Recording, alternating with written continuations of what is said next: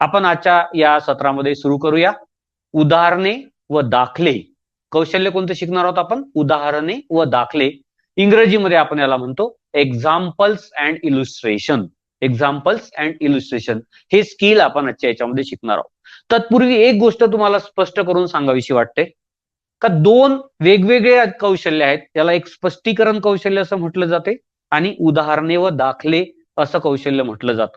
परंतु काही विद्यापीठांमध्ये काही महाविद्यालयांमध्ये स्पष्टीकरण आणि उदाहरणे व कौशल्य एकत्रितपणे अभ्यास करण्याचा सराव महाविद्यालयांमधून किंवा विद्यापीठांनी सांगितल्याप्रमाणे केला जातो.